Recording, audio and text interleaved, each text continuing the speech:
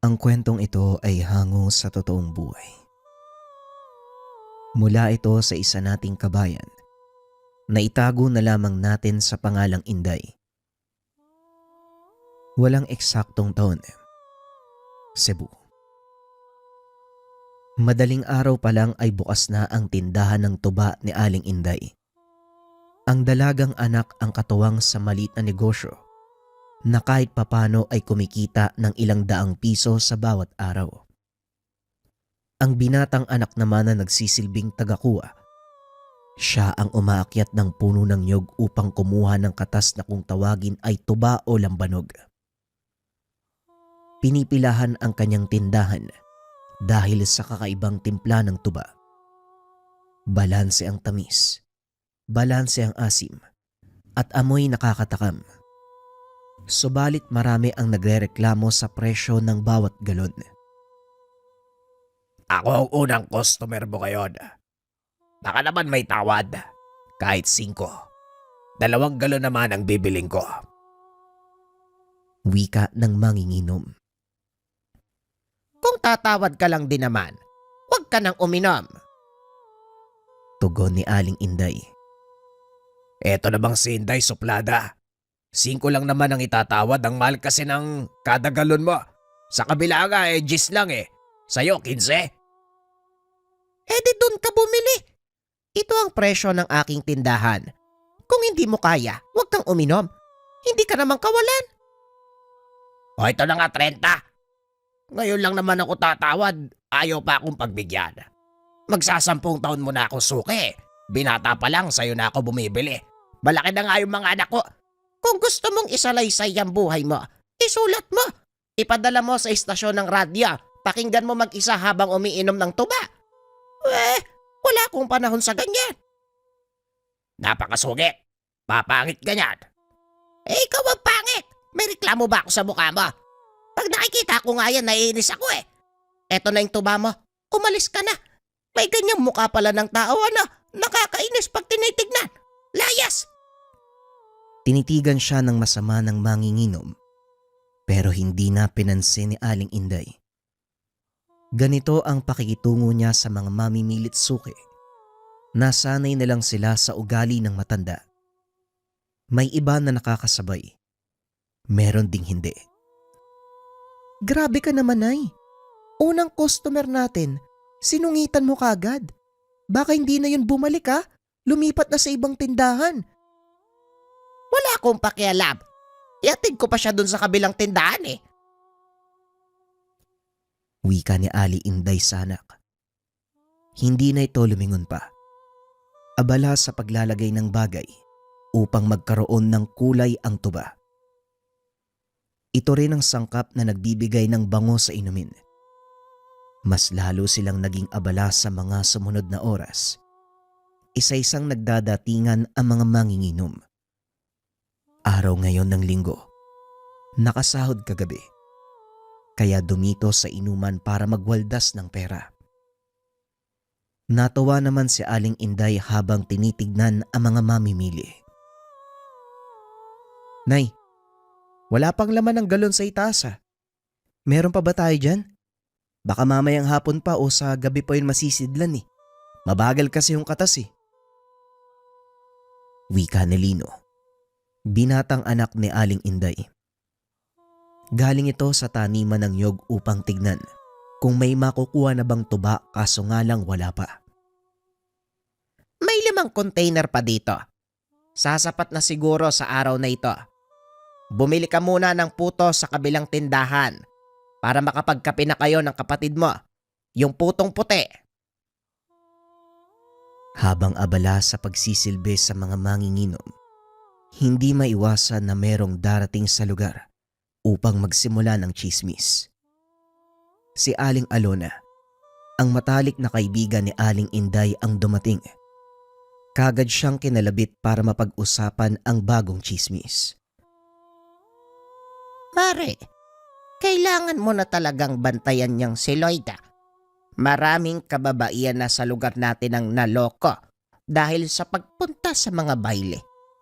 Alam mo naman may itsura ang anak mo. Hindi nalala yung pag-agawan.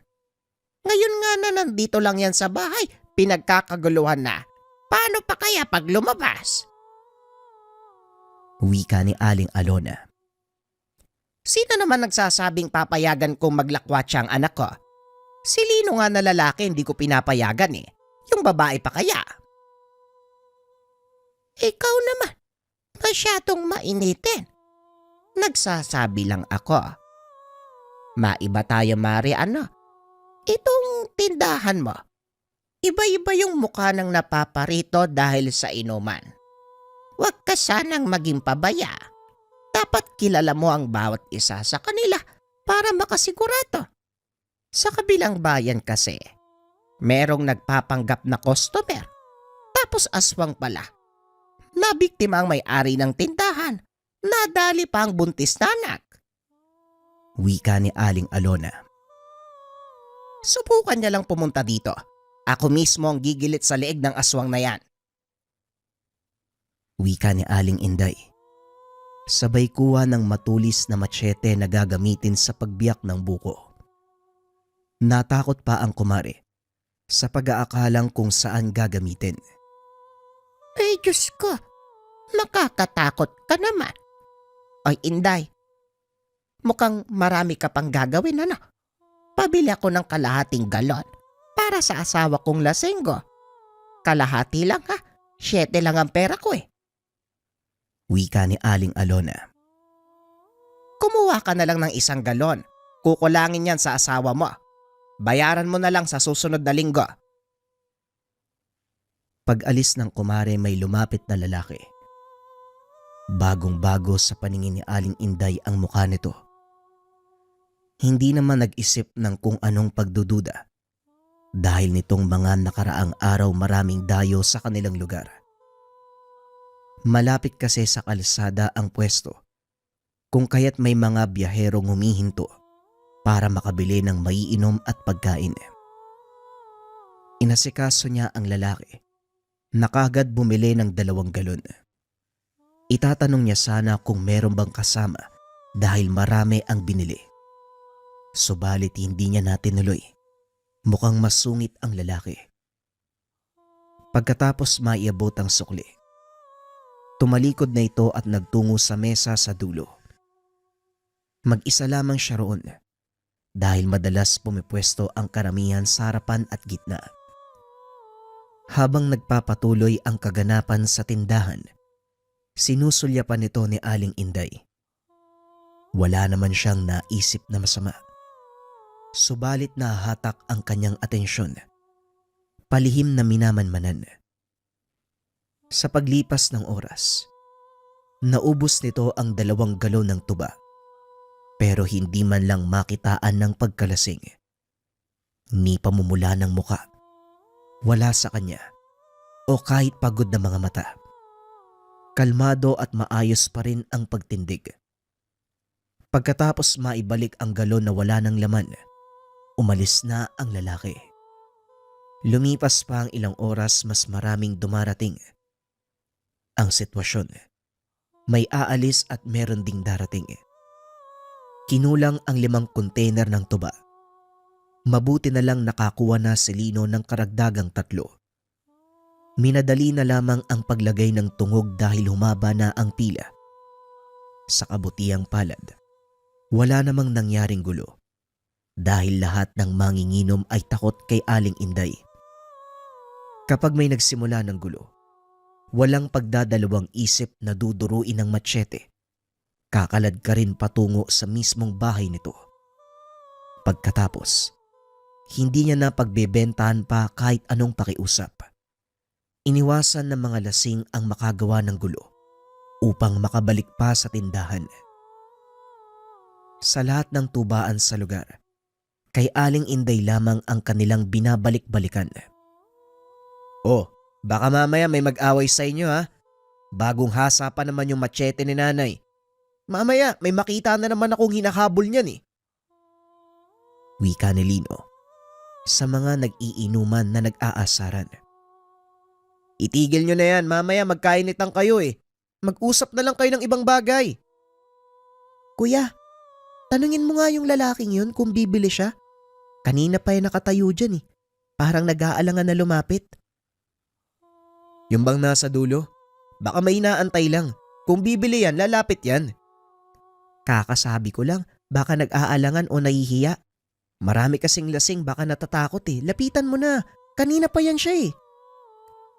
Nilapitan ni Lino ang lalaking tinukoy ng kapatid.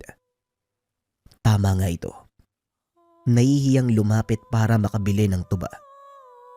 Bukod sa marami ng lasing, siksikan din kung kaya't nalilito kung saan dadaan. 5 galon daw, tama ka nga. Nag-aalangang lumapit eh. Pakiabot ng 5 galon, bilisan mo. Sabi ko sa'yo, bibili yan eh. Pero teka, ang dami naman ng bibili niya. Pakisabi may pondo to 10 piso. Tapos ibalik niya kamo yung mga galon. Baka tayong mapagalitan ni nanay kapag nagkulang eh. Oo na, alam ko na yan. Pakiabot ng mga galon tapos suklian mo. Eto ang pera niyo. Dadaling ko yung 3. Ikaw naman sa 2. Hindi ko kayang bitbitin yung lahat eh. Sabay silang lumapit sa lalaking nag-aantay sa unahan. Inilapag nila ang mga galon ng tuba. Naunang umalis si Lino dahil tinawag ng customer. Si Lloyda na lamang ang kumausap dito. Ito po ang sukli, Manong. Saan niyo po ba dadali ng mga galon? Kung matatagalan po ng sauli, pupondohan po namin ng 10 piso. 2 ang bawat isa. Hindi sumagot ang lalaki. Nakatingin lang sa kanyang kamay na may hawak ng panukli. Nalito si Lloyda kung ano ang sasabihin dahil sa pananahimik nito. Kung kaya't binigay na lamang ang dalang barya. Binitbit ng lalaki ang mga galon at saka naglakad patungo sa nakaparadang motorsiklo sa hindi kalayuan. Sinundan niya ito ng tingin. Hindi maiwasang magtaka sa amoy. Ano ba yan, Lloyda? Para kang asong sinusundan ng amoy ng ulam ah. Ano bang nangyari? Yung lalaking yun kuya parang may mali. Kakaiba yung amoy niya eh. Pero hindi ako sigurado ah. Baka dahil lang yun sa naghalo-halong amoy ng mga lasing. Pero iba talaga eh. Hindi ko maintindihan, ewan ko ba. Bumalik na nga lang tayo sa trabaho. Mapapagalitan pa tayo ni nanay kapag nakita tayo nag-uusap eh. Ikaw kasi ang daldal mo eh. Kung ano-ano'y napapansin mo, doon ka sa harapan. Ikaw nang bahalang magbenta. Ayusin ko yung mga galon sa likod. Hinahagis ng mga lasing eh. Pagsapit ng 9:00, iilan na lamang ang nakatambay sa tindahan. Dahan-dahan ang niligpit ni Lino ang mga mesa at upuan. Si Lloyda naman ay nagsara na ng tindahan. Nang mga oras na ito, nakabalik na si Aling Inday na nagtungo sa bayan upang makabili ng tabako at lumbog na ginagamit bilang sigarilyo ng kanyang mga suki. Nang matapos ang pagsasara, naglakad na sila pauwi. Hiwalay ang tindahan at ang tahanan. Nasa unahan lang din naman. 10 minuto ang lalakarin pero kinakailangang mag-ingat dahil nasa taas ng bundok na matarik. Sa kalagitnaan ng paglalakad, natigilan si Lloyda nang mapansin na parang may nakasunod sa kanila. Bahagya pa siyang naiwanan dahil sa paghinto. Hoy Lloyda, may napapansin ka na naman ano? Kanina sa tindahan, may kung ano kang narereklamo tapos ngayon na naman. Halika na, malapit na tayo sa bahay. Doon mo na lang ikwento. Anak, halika na. Sa bahay na lang natin pag-usapan yan. Wika ni Aling Inday. Hinawakan ang anak sa kamay at saka isinabay sa paglalakad. Pero maging siya ay may napapansin na rin mula sa likuran. Binilisan nila ang paghakbang upang marating kagad ang bahay. Pagdating ay kumuha siya ng itak at saka sumilip sa labas. Hindi niya muna sinindihan ang lamparilla. Bakit, Nay? May tulisan po ba? Rebelde? Kawatan? Sunod-sunod na tanong ng binata. Sa pagkataranta ay kumuha na rin ng patalim. Wala naman, Lino. Hindi kawatan o tulisan ang sa tingin kong nakasunod sa atin. Kung hindi aswang. Yan na nga bang sinasabi ko eh. Ang tindi kasi ng amoy eh. Tapos, kinikilabutan ako. Ayan oh, nararamdaman ko na naman oh. Wag muna kayo mag-ingay. Lino, sindihan mo na ang lamparilla. Lalabas ako. Dito lang kayo ng kapatid mo sa loob. Bago lumabas, kinuha ni Aling Inday sa kanyang higaan ang kwintas na merong nakasabit na medalyon. Pagkahawak nito ay sobrang init, kaya hindi na siya nagdalawang isip na lumabas. Matapang na hinamon ang nagkukubling nilalang mula sa kung saan. Alam kong nandyan ka sa tabi. Halika dito. Ilabas mo ang pagkalimaw mo.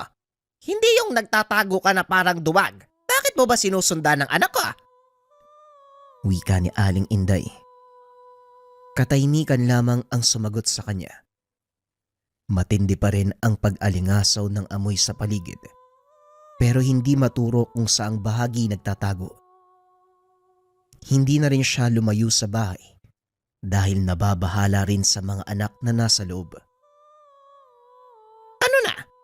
Magtatago ka lang ba? Halika dito. Mag-toast tayong dalawa. Anong tinatago-tago mo dyan? Lumabas ka! Patuloy niyang hinamon ang nagtatagong aswang, pero hindi ito nagpakita. Ilang sandali pa nawala ang amoy nito. Pumasok na lang din siya ng tahanan nang masiguradong wala na ang presensya ng nilalang. Nay, natakot po yata sa inyo kaya hindi nagpakita. Ang tapang niyo po kasi. May medalyon na kayo tapos may dala pa kayong itak. Wika ni Lino. Grabe naman to. Mabuti na lang, hindi tayo inatake sa daan kanina. Wala pa naman tayong bitbit na pwedeng ipanglaban. Hindi dala ni Nana yung medalyon niya eh. Kahit wala akong dalang medalyon, lalaban pa rin ako sa kahit sinong aswang. Magkakamatayan talaga kami bago niya kayo masaktan. Pero ang ipinagtataka ko, ilang taon na tayong naninirahan sa kabundukan. Ngayon lang tayo nasundan ng aswang. Hindi bale. Hindi naman siya nagtagumpay. Magpahinga na tayo. Gabi na. Lumipas ang gabi na wala namang nangyaring masama. Pero pagsapit ng umaga, bumungad ang balita patungkol sa lamang loob na natagpuan malapit sa balon. Ang sabi ng nakatira sa kalapit na tahanan, meron silang narinig na malakas na kalabog. Tila isang bagay ang inihulog pasado 2:00 ng madaling araw. Paglabas ng liwanag, tinignan nila ang balon. Nakita ang iba't ibang lamang loob ng tao. Nay, yan kaya yung aswang na sumugod sa ating kagabi. Hindi siya nagtagumpay sa atin eh, kaya iba yung biniktima niya. Hindi natin alam. O siya, bumalik na kayong dalawa sa pagtatrabaho. Mamaya darating na mga mamimili. Bumalik na ang 3 sa gawain sa tindahan. Hindi nagtagal. May napansin si Aling Inday. Unti-unti nang dumadating ang mga manginginom. Kagad niyang sinuri ng tingin ang bawat tao na nasa kanyang tindahan. May isang pinagdudahan. Hindi na muna siya gumawa ng kahit anong kilos. Minanman ng mabuti upang makasigurado. Nay, nagsoli ba ng galon yung lalaking yan? Bumili yan kahapon sa atin eh. Ilang galon ng tuba yun? May pondo po yun ha, 10 piso. Sino dyan sa mga yan? Yung nasa pinakadulong mesa ba? Yung kulay itim ang suot? Tanong ni Aling Inday. Tumango naman ang anak. Nilapitan ni Aling Inday ang nasabing lalaki upang sana'y tanungin. Pero nagmamadali itong tumayo at umalis. Hindi na rin siya nagtaka kung bakit ganun ang kilos nito. Dala niya ang medalyon ng mga oras na yun. Ayan sige, lumayo ka. Bago ko paggutay-gutayin niyang bituka at lamang loob mo. Subukan mong bumalik dito sa tindahan ko. Hindi ka na makakawi sa inyo. Wika ni Aling Inday habang masamang tinititigan ang lalaki. Araw ng Lunes. Mangilan-ngilan lamang ang manginginom dahil karamihan ay nasa trabaho. Hindi gaanong marami ang gawain sa tindahan kung kaya't nakapagpahinga pa rin sila kahit papano. Si Lloyda lamang ang naiwan dahil umuwi muna ng bahay si Aling Inday upang maihanda ang tabako at lumboy. Samantalang nagtungo ng Yogan si Lino para asikasuhin ang pagkuha ng tuba. Pasado 10:00 nang may lumapit, bibili ng 2 lapad ng suka. Kuya, ano pong gusto nyo? Yung tungog o wala? Yung puti lang sana ang kulay. Tugon ng bumili. Lumilingon ito sa paligid. May takip ang muka kaya hindi makilala ni Lloyda. Iniwan niya muna ito upang maihanda ang suka. Natagalan siya dahil hinugasan pa ang mga bote ng inuming tandway na paglalagyan. Pagkatapos ay nagmamadaling bumalik upang maibigay sa lalaki. Pero laking gulat niya nang wala na ito. Pera na lamang ang iniwan sa mesa. Inilagay na lang niya sa tabi ang bote. Inisip na baka may pinuntahan ng lalaki. Pagsapit ng tanghali, nagsipagbalik na sa tindahan sina Aling Inday at Lino. Sabay na silang nananghalian at sa kalagitnaan, dumating ang lalaking bumili ng suka. Binigay ni Lloyda ang mga bote pagkatapos ay umalis na rin ito. Anak, kilala mo ba yon? Nag-usap ba kayo ng matagalan? Po, yung bumili ng suka? Hindi naman po. Nawala nga ho yun kanina eh. Akala ko tuloy hindi nabibili. Pero nag-iwan ho siya ng pera.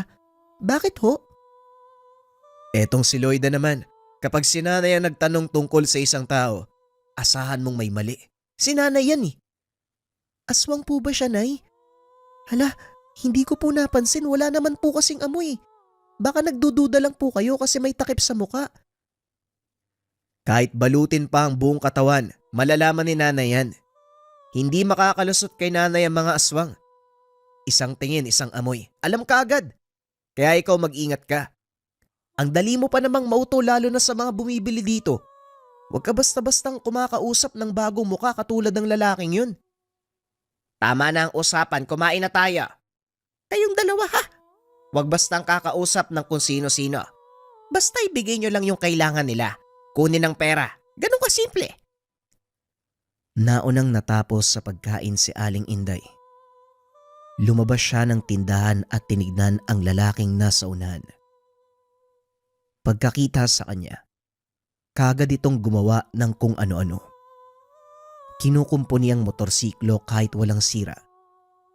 Nang humakbang siya papalapit, nataranta ito. Pinaharurot ang motor papalayo sa lugar. Takpan mo man ang iyong muka. Alam kong ikaw yung lalaki nung nakaraang araw. Akala mo hindi kita nakilala, ha? Pwes nagkakamali ka. Kapag bumalik ka pa, tutuluyan talaga kita. Wika ni Aling Inday sa sarili. Ang pinakaayaw ni Aling Inday, may nagmamanman sa kanyang pamilya na halatang may masamang balak. Kaya ganun na lamang ang galit sa lalaki lalo pa isa itong aswang. Bandang 7:00, nang pinauna sa pag-uwi ni Aling Inday ang kanyang mga anak. Napagod kasi si Lino sa paghahakot ng naglalakihang container mula sa Nyogan patungo sa tindahan. Pinasabay niya na si Lloyda upang parehong makapagpahinga. Hindi man sila magreklamo, alam niyang napapagod ang mga ito. Nang siya na lang ang nasa tindahan, inabala niya ang sarili sa paggawa ng sigarilyong gawa sa tabako at lumboy. Naubos na rin ang ginawa kanina at meron pang naghahanap. Nasa 6 na katao lamang ang umiinom. Tuwing Lunes at Huwebes, medyo mabagal ang bentahan. Habang nasa kalagitnaan ng gawain, biglang nag-iba ang kanyang pakiramdam. Bumigat at naging kabado.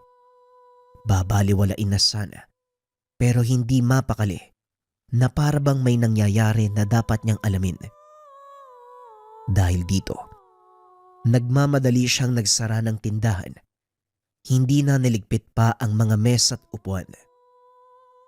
Halos takbuhin niya na ang daan paakyat ng bundok, patungo sa kanilang tahanan, matapos maramdaman ang pagiging aktibo ng tangan.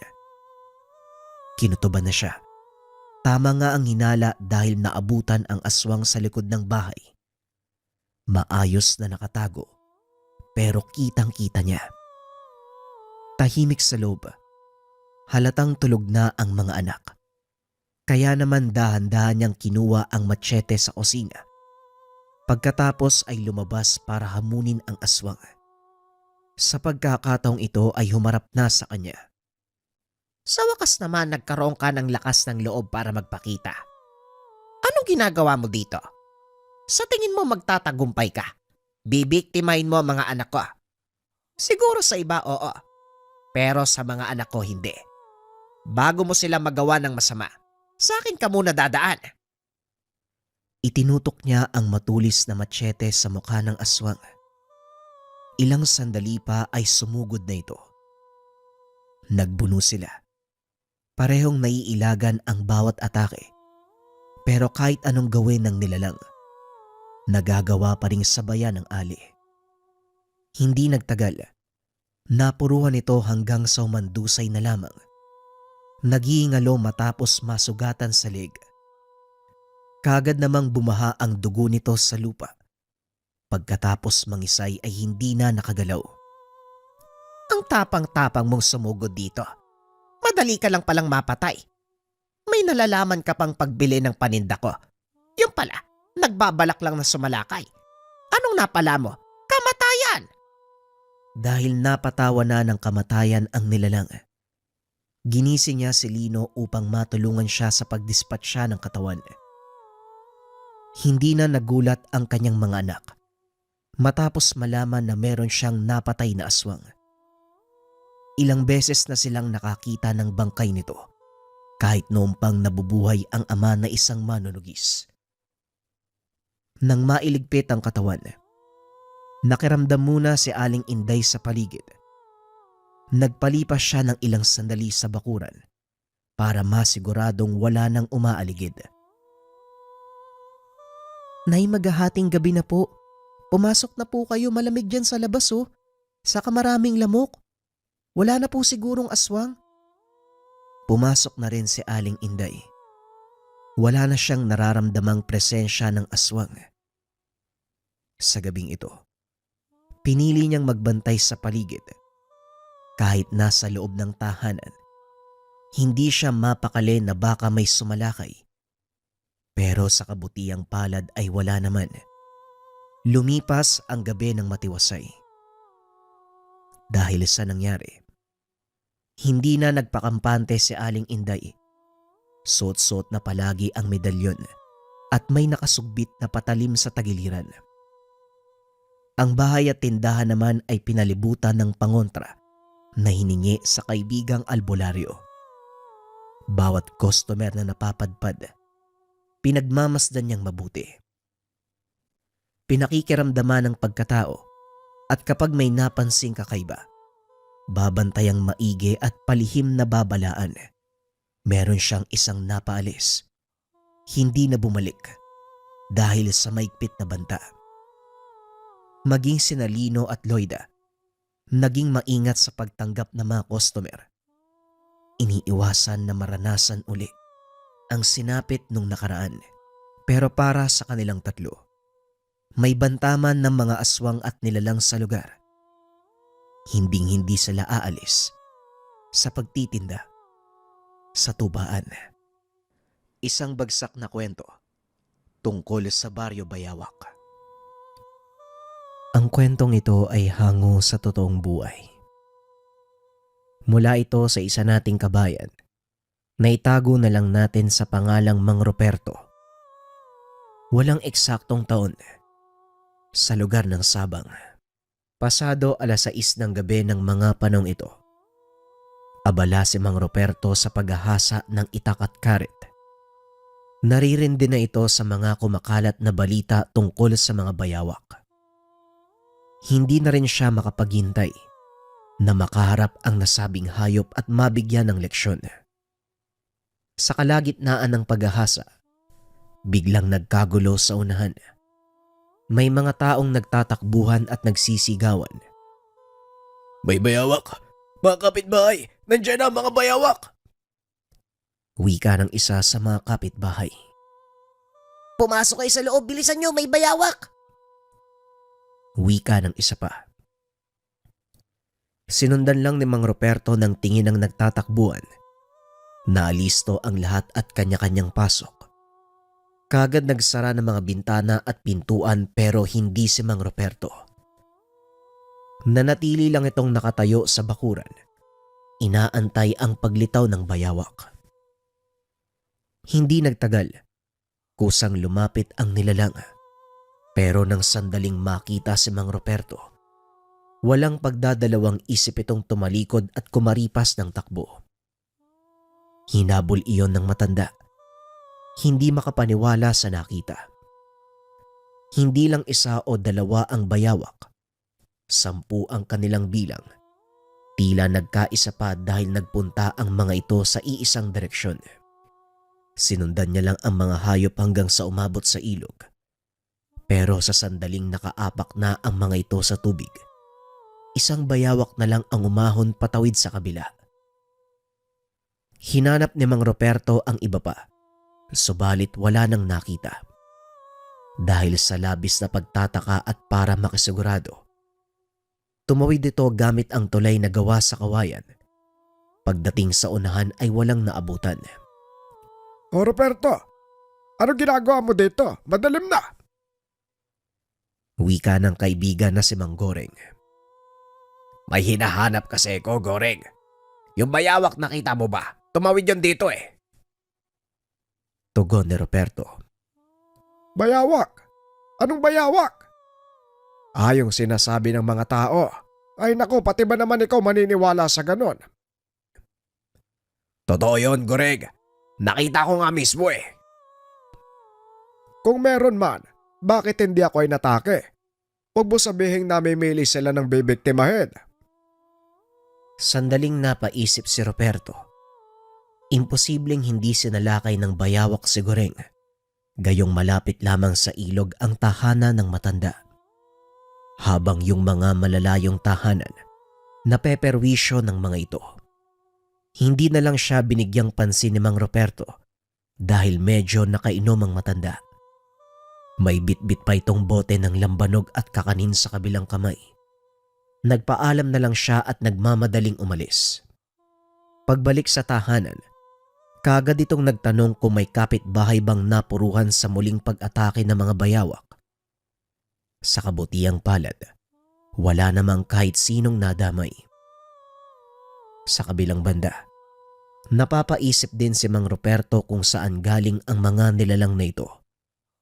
Habang hinahabol ang mga yon kanina, napansin niyang uminit at naging aktibo ang medalyong atardar na nakasabit sa leeg.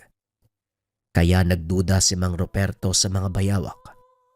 Dahil ayon sa kanya, baka mga sugo ng aswang ang nasabing nilalang. Para makasiguro, inabangan niya ang muling pagpaparamdam ng mga ito. 2 araw ang lumipas bago muling umatake ang bayawak. Pasado 3:00 pa lang ng hapon, naglipana na ang mga ito at nanggagambala. Bayawak! May bayawak na naman! Wika ng isa sa mga kapitbahay. Napatingin si Mang Ruperto dahil sa biglaang gulo. Nasa pamilihan siya ng mga oras na yun. Natataranta ang lahat sa pagligtas ng kani-kanilang mga sarili. Mangilan-ngilan pang bigla na lang sumusuot sa kung saan. Nasaan? Nasaan ang bayawak? Nandun! Diyos ko, ang dami nila! Nang malaman ang kinalalagyan ng mga bayawak, kagad itong pinuntahan ni Mang Ruperto. Binunot ang itak na nakasugbit sa tagiliran. Sabay usal ng maikling orasyon sa medalyong pamproteksyon. Pagkarating sa direksyong itinuro ng pinagtanungan, bumungad ang 4 na bayawak. Nakasalukuyang umaatake sa mga batang hindi matigil sa kakaiyak. Hindi na nagdalawang isip si Mang Ruperto. Hinila ang buntot ng bayawak bago pa man makagat ang paslit. Tinaga niya ang ulo nito. Kaagad namang naputol. Sinaksak niya ang isa pa. Samantalang nakagapang naman palayo ang dalawa. Nag-iwan ito ng sugat sa mga bata matapos matamaan ng hagupit ng buntot ng hayop. Nang mailagay sa ligtas na lugar ang mga bata, hinanap ni Mang Ruperto ang iba pang bayawak. Nagkalat ang iba sa tindahan ng mga karne. Habang ang iba naman nasa tindahan ng mga gulay. Meron ding nangahabol na mga tao. Sa bilang ni Mang Ruperto, 11 lahat ng mga bayawak. Pero dahil napatay niya ang dalawa, iilan na lamang ang naroon sa lugar. Una niyang niligpit ang mga nasa gulayan kung saan malapit sa kinaroroonan. Napatras pa ito dahil sa gupit ng buntot ng bayawak. Pero wala itong binatbat matapos itarak ng matanda ang patalim. Natatarantang gumapang ang isa palayo. Hindi na nagkaroon ng pagkakataon si Mang Ruperto na hanapin ito dahil nabaling ang pansin sa mag-ina na napapalibutan ng 2 bayawak. Kakaiba ang itsura ng mga hayop. Hindi ito kagaya sa normal na bayawak. Maging ang kanilang mga mata nagiging kulay pula. Kinuha nito ang patalim sa malapit na tindahan. Buong puwersang inatake ang bayawak. Kagad namatay ang hayop. Matapos nun nagsimula na ring tumakas ang mga natira. Hindi na nahabol pa dahil biglang nawala at sumuot kung saan-saan. Mas lalo pang nagtaka si Mang Ruperto dahil mabilis niyang napatay ang mga bayawak. Kung tutusin, mangingisay pa sana ang mga ito sa pag-inda ng sugat. Subalit hindi niya yon napansin sa mga nilalang. Nang suriing mabuti ang katawan, gano'n na lamang ang gulat ng mapansin. Ang mga bayawak nga ay hindi simpleng hayop. Alam niyang alaga ito ng isang uri ng nilalang. Kahit patay na ang mga nakuha, nag-iinit pa rin ang medalyon. Senyales na nasa paligid lamang ang amo ng mga ito. Kaagad inilibot ni Mang Ruperto ang paningin. Napansin ang isang kahina-hinalang lalaki. Pero dahil malayo ito at nagsisiksikan ng mga tao, hindi niya na naabutan pa. Nawala na rin sa paningin. Pero kahit ganun pa man, pinuntahan pa rin niya ang kinakatayuan nito kanina. "Oh, Ruperto, anong meron? Bakit nagsisiksikan ng mga tao? May gulo ba?" Napalingon si Ruperto sa matanda na kakarating lang. May dalang bayong. Tinititigan ang mga tao. Umatake na naman daw yung mga bayawak eh. Nagkagulo sila sandali pero natigil din naman kagad. Sa palagay ko, mukhang ikaw ang napalaban. Napatingin ito sa hawak na itak na may dugo pa ng bayawak. Kagad niya itong ibinalik sa pagkakasugbit sa tagiliran. Wala kasing gustong lumaban sa mga nilalang eh. Kaya ako na lang. Perwisyo eh. Mabuti ka nga talaga. Kahit ano gagawin mo basta mailigtas lang ang mga tao makatulong. Napangiti na lang si Ruperto sa papuri ng matanda. Nagpaalam na ito sa kanya. Bibili pa ng pagkain. Naawa siya sa kalagayan ni Mang Gureng dahil mag-isa na lang sa buhay at walang trabaho. Nang makalis na ang matanda, naalerto si Ruperto matapos maramdaman ang pag-init ng medalyon. Kagad siyang tumingin sa paligid subalit hindi matukoy ang itinuturo ng medalyon. Paiba-iba ang direksyon na sinasabi nito. Hanggang sa nawala na rin makalipas ang ilang sandali. Kung sino ka mang aswang ka, humanda ka sa akin. Sa oras na malaman ko kung sino ka, hindi ako magdadalawang isip na patayin ka. Pagsapit ng 5:00 ng hapon, pinuntahan ni Ruperto ang kakilalang si Rene. Kaibigan niya ito noon pa man. Nagkaroon ng kaunting salo-salo dahil kaarawan ng inaanak nito. Naging maayos naman ang unang oras ng kasiyahan. Nagkakantahan gamit ang gitara, kwentuhan, usapan at inuman.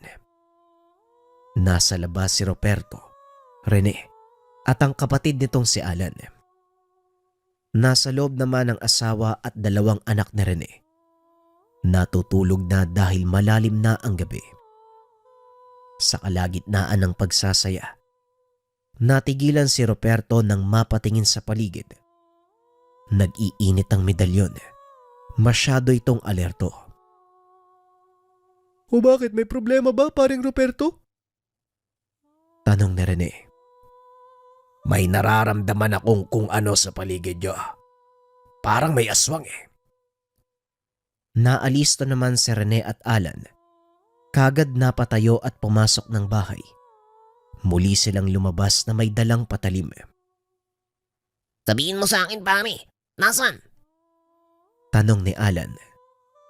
Mas mabuti siguro pumasok kayo ng bahay para mabantayan ng mga bata. Biglang nagsigawan ang asawa at mga anak ni Rene.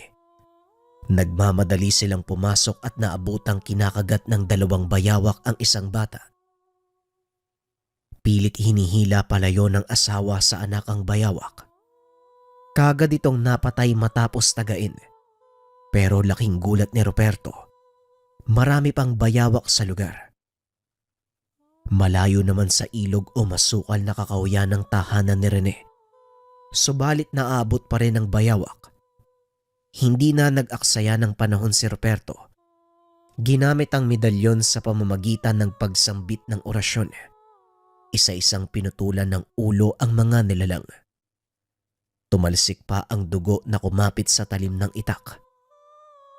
Matapos mapatay ang higit 10, kanya-kanya sa pag-atras ang iba pang bayawak.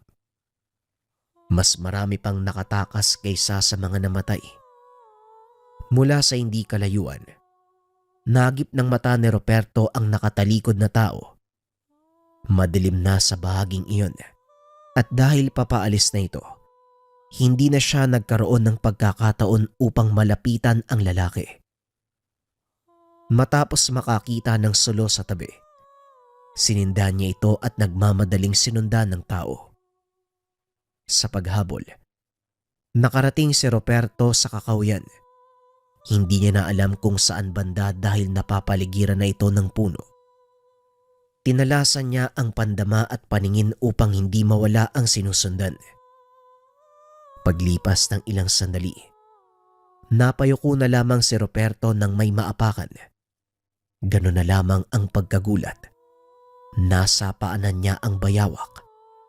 Hindi lang nasa paanan, kung hindi nasa buong paligid.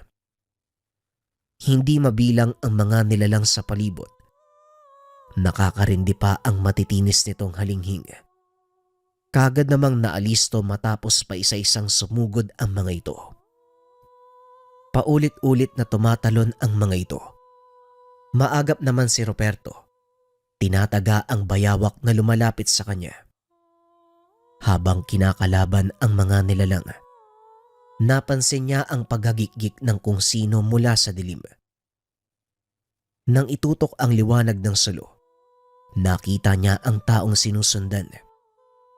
Subalit hindi gaanong malinaw na nakita ang muka dahil madilim sa buong paligid. Lumakad na ang lalaki palayo. Minadali ni Roberto ang pag-ubos sa mga bayawak. Nang wala nang lumalapit sa kanya ay sinundan ng lalaki. Kamuntikan pa itong mahulog sa bangin. Mabuti na lang at nakatras kagad. Sa kabilang bahagi nakatayo ang isang lalaki na tumawag sa kanya. Ito na ang huling beses na babalaan kita. Tumigil ka, kaibigan. Huwag mo nang ipagpatuloy ang ginagawa mo. Kapag ako nasagad, ikaw ang una kong papatayin. Wika ng lalaki. Kung ganon, magharap tayong dalawa. Tugon ni Roberto. Tanging pagtawa lang ang sinagot ng lalaki.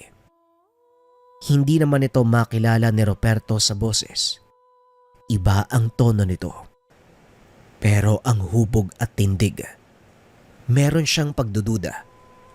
Sa tingin ni Roberto, nakita niya na ang lalaki kung saan. Pag-isipan mo ang sinabi ko kung ayaw mong bigla na lang mamatay. Wika ng lalaki. Matapos itong sabihin, isang kisap mata na wala ang lalaki. Inilipat ni Roberto ang sulo sa iba't ibang direksyon. Subalit wala na itong naaninag kahit anino. Wala na rin siyang nagawa ng paunti-unting nawala ang pag-init ng medalyon. Kaya sa uli, napauwi na lang si Roberto. Habang nasa daan, hindi niya mapigilang mapaisip sa nangyayari, lalo na sa pagkakakilanlan ng lalaki. Kinabukasan bandang 6:00 ng gabi, nasa harapan na ng altar si Roberto. Taimtim na nagdarasal habang hawak-hawak sa kanang kamay ang medalyon at sa kabilang kamay naman ang libreta. Ilang minuto ang tinagal ng pagdarasal. Sumakto namang naupos ang pinapausok na kamangyan. Nang matapos ang gawain, tumayo na ito at nagmanman sa labas. Maaliwalas ang kalangitan. Litaw ang kabilugan ng buwan. Dahil maliwanag, maraming mga tambay sa labas na hindi rin napigilang maglabas ng opinyon tungkol sa mga bayawak. Hindi ako marunong humawak ng kahit anong patalim dati pero ngayon, biyasa na ako dahil sa mga bayawak na yan. Hindi pwedeng walang dalang panlaban eh. Bigla na lang silang lumilitaw. Wika ni Tonyo. Ako nga din pare. Lahat ng itak at kutsilyo sa bahay dati mapurol. Ngayon matalim na. May dala nga ako oh. Tugon ni Jose. Sabay labas ng kutsilyo mula sa sisidlan. Ay nako, kahit sino ngayon may dala ng patalim. Yung mga babae nga sa lugar, nakita ko may dala na rin eh. Nagbuka tuloy tayong mga tulisan. Palaging may dalang patalim. Wika ni Roberto. Proteksyon lang naman eh. Hayaan mo ng iba kung anong iisipin nila. Alam naman ng lahat ng taga rito kung ano ang sitwasyon natin. Wika ni Jose. Pero napapaisip ako eh. Saan ba galing yung mga bayawak na yun? Napakadami, hindi maubos-ubos. Tapos parang hindi normal na bayawak, akalain mo. Kaunting kagat lang malala kaagad yung epekto sa tao. Marami na nga namatay dahil sa kanila eh. Wika ni Tonyo. Napailing na lang si Roberto sa narinig na usapan ng mga tambay sa lugar. Maging sa mga oras na yun, palaisipan sa kanya yung taong nakita nung nakaraang gabi. Kung yun man ang amo ng mga bayawak, kapag nakita niya ito muli, wala na itong patawad at itutumbak agad. Hindi na makapaghintay si Roberto na maganap ang tagpong iyon. Masyado nang naperwisyo ang baryo. Marami ng tao ang sugatan, namatay, at matindi ang banta sa kahit sino sa lugar. Sa kalagitnaan ng pag-iisip, nabaling ang atensyon ni Roberto nang nagsigawan ang mga tambay. Dali-daling pumwesto yung mga nag-uusap kanina. Hinanda ang sarili sa pag-atake. Binunot ni Roberto ang itak at saka lumapit sa mga tambay na nag-aabang sa mga nilalang. Mang Roberto, tayo-tayo na lang magtutulungan dito. Walang ititira sa mga yan. Wika ni Tonyo. Mag-ingat kayo, delikado ang mga hayop na yan.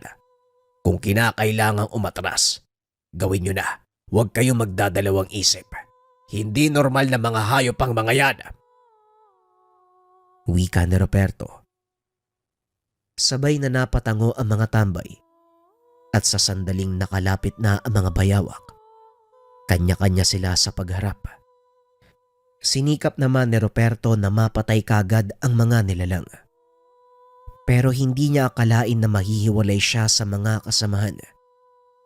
Matapos muling mapansin ang lalaki sa hindi kalayuan, kumaway pa ito sa kanya.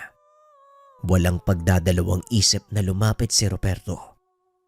Katulad ng unang pagtatagpo, dinala siya ng lalaki sa masukal na kagubatan. Natagpuan na lang ang sarili na magkaharap silang dalawa. Kagaya pa rin ng dati, nasa magkabilang dulo ng bangin. Nakatitig lang ito sa kanya hanggang sa naglakas loob si Ruperto na magsalita. Sino ka ba talaga? Ano bang gusto mo? Ayaw mong tumigil sa pag-aasik sa baryo namin. Wika ni Ruperto.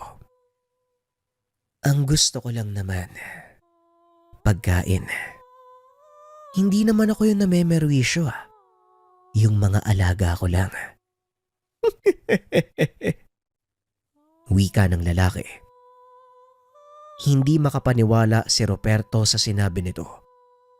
Mas lalong humigpit ang pagkakahawak sa itak. Damang-dama niya ang pag-init ng medalyon. Saglit niyang pinansin ang paligid. Nang walang makitang bayawak, muli itong bumaling sa lalaki.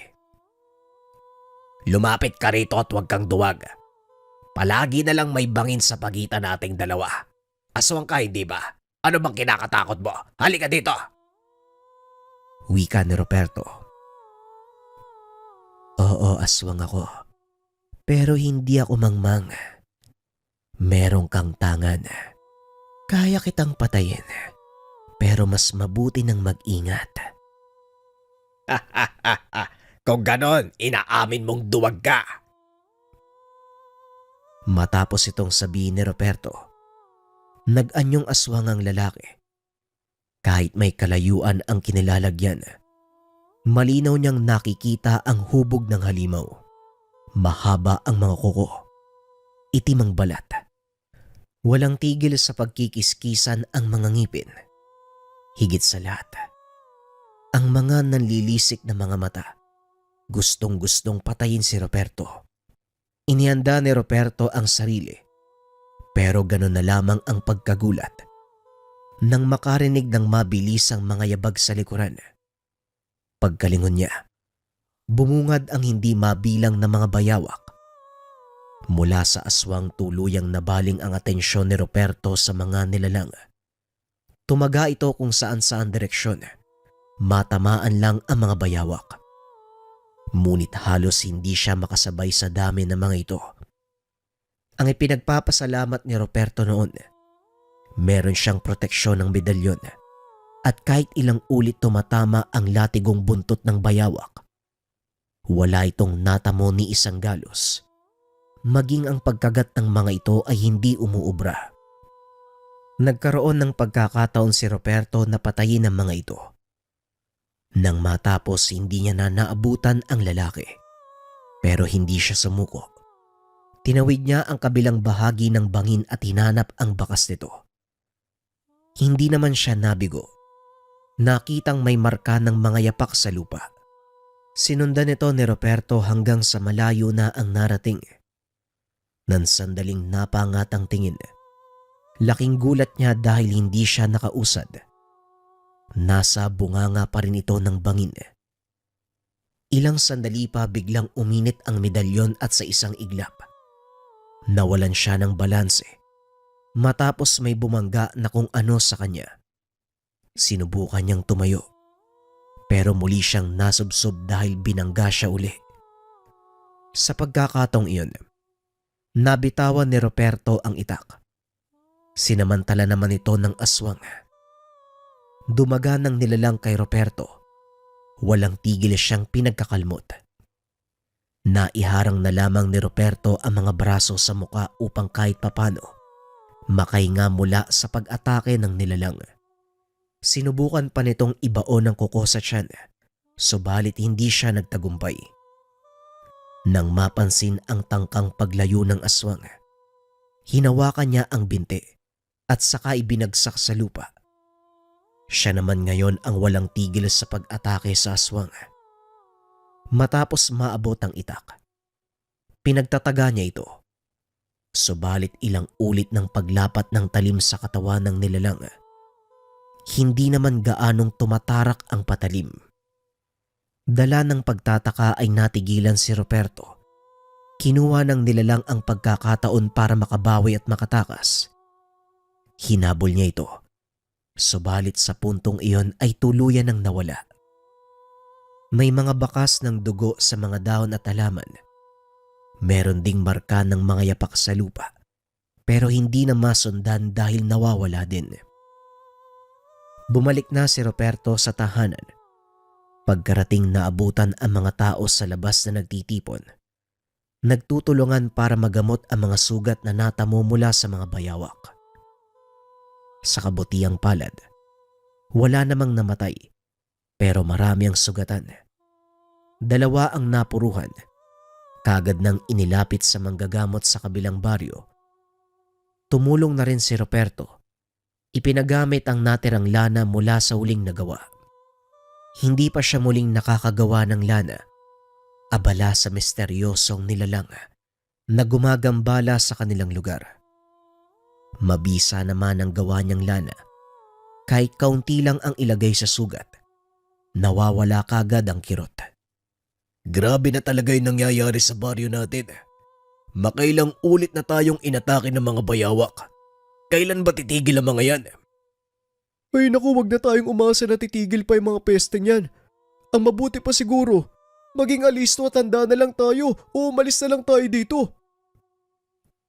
Kung may takdang araw ang pagsalakay ng mga bayawak, siguro mababawasan ang pinsala sa atin dahil makakapaganda tayo. Eh kung ganito, basta-basta na lang umaatake, hindi ko alam ang gagawin. Wika ni Gilberto. Saan ba kasi galing yung mga bayawak na yan? Ilang taon na ako naninirahan dito sa baryo natin. Ngayon lang ako nakaranas ng ganitong kalalang sakuna. Eh yun na nga eh. Saan ba galing yung mga yan? Napabuntong hininga na lang si Ruperto. Gusto niyang sabihin ang totoo sa kanila. Nagpigil muna ito dahil wala pang sapat na nalalaman kung sino ang aswang na pinagsisilbihan ng mga bayawak. Sasabihin din niya ang lahat sa sandaling malaman kung sino ito. Sa ngayon ipagpapatuloy na muna ang pagmamanman sa paligid. Sa paglipas ng mga araw mas lalong nagkagulo ang lahat. Kahit umaga, naghahasik ng lagim ang mga bayawak. Dumarami na rin ang dumadaing dahil sa sugat na iniiwan ng mga ito. May namatay na ring 2 bata matapos pagtulungang kagatin.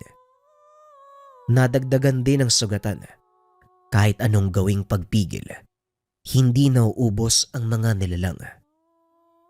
May 1 beses pa sa hating gabi, nagising na lamang sa paanan ng higaan ng bayawak.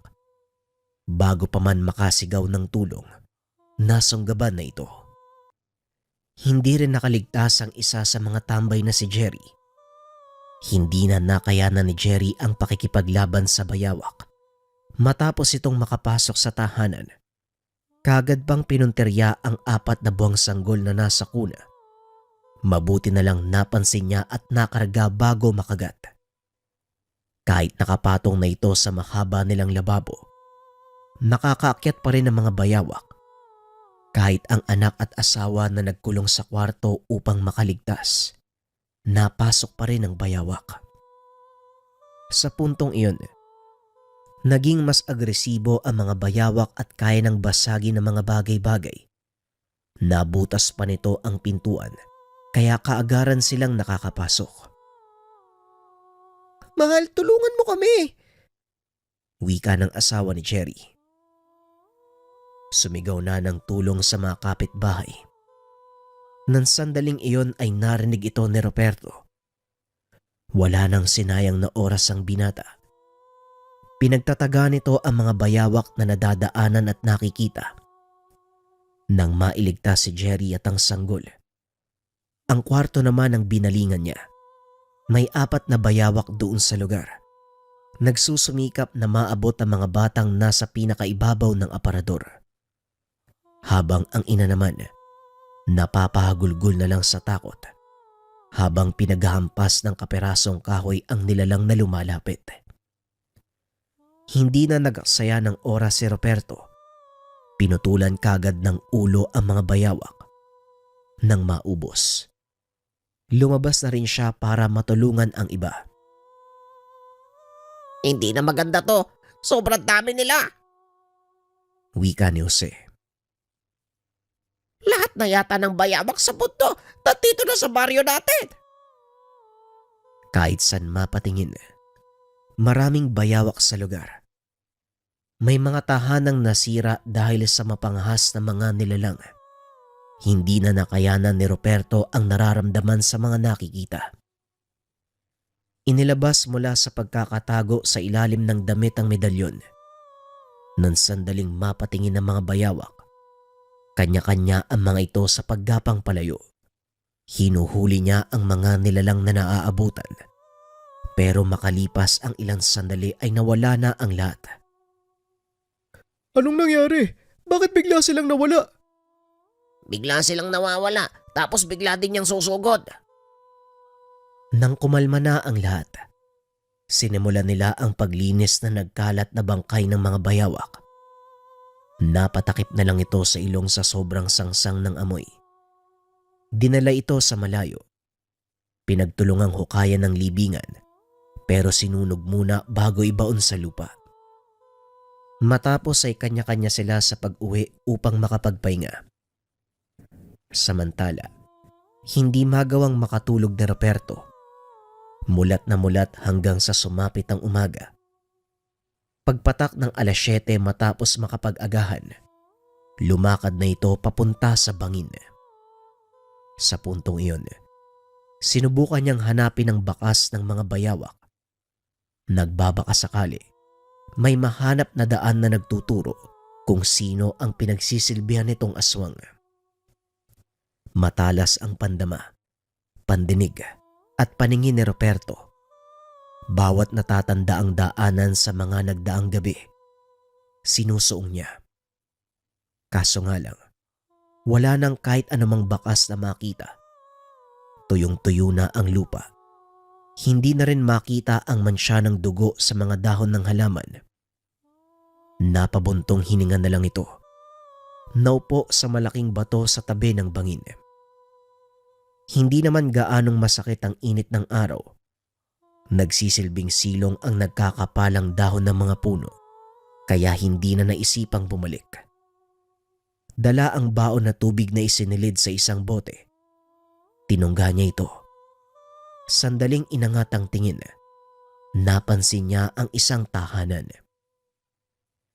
Medyo malayo pero nakikita naman ang bubong na gawa sa nipa. Nagtaka si Ruperto.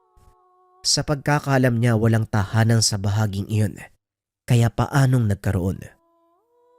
Dala ng kuryosidad, tumayo siya at naglakad papunta sa tahanan. Mahirap din ang daan. May mga halaman na kumakapit sa suot na damit. Kung hindi titignan ng maigi ang daanan, masusugatan ang mga paa sa tinik ng halaman na nagkalat sa lupa. Habang papalapit, napansin ni Ruperto, muling naging aktibo ang medalyon. Patuloy lang ito sa paglalakad kasabay ng pag-usal ng orasyon. Pagkarating sa harap ng bahay, hindi na matigil sa pag-init ang medalyon. Binunot na ni Ruperto ang itak. Inobserbahan ng buong lugar. Kubo lang naman na merong silong.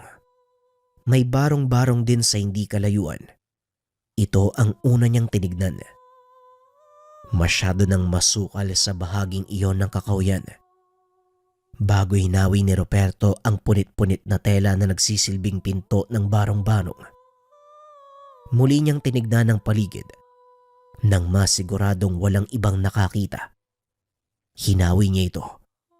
Kagad napalabas matapos makita ang nasa loob. Tira-tirang lamang loob at dugo. Umalingasaw at halos bumaliktad pa ang kanyang sikmura. "Sino yang nandyan?" Tanong ng boses na nasa loob. Kagad napatingin sa bahay si Ruperto matapos marinig ang boses. Mula sa bintana naaninag niya ang tao. Pero bago pa man makita ang muka ay nagsara na ito. Hindi niya na pinalampas ang pagkakataong malaman kung sino iyon. Pero nang sandaling aapak na sana ng hagdan para maabot ang pintuan, Mula sa butas ng lupa sa silong, biglang naglabasan ang mga bayawak. Mabilis ang paggalaw na kaagad sumugod sa kanya. Napatras si Ruperto para masukat ang kilos ng mga nilalang. Nagulat si Ruperto. Iba ang kilos ng mga bayawak na nasa harapan. Mas malaki ang sukat. Mas maliksi. Tumatalon pa kasabay ng paghampas ng mahabang buntot. Sabay-sabay na umatake ang mga ito, kaya hindi niya napansin na nakalapit na ang iba. Kahit nakalabas ang kanyang medalyon, hindi natinag ang mga ito. Mukhang hindi sila aatras. Malakas sila sa kanilang teritoryo. Kahit ganun, buong puwersang pinagtataga ni Ruperto ang mga ito. Habang nasa kalagitnaan ng labanan sa pagitan ng mga nilalang, napansin niya ang pagtakas ng kung sinong lalaki. Namukha niya ito dahil saktong nagtama ang kanilang paningin. Kahit mabilis na nakaiwas ng tingin ng lalaki, hindi maaaring magkamali si Ruperto sa unang pangalan na nasambit.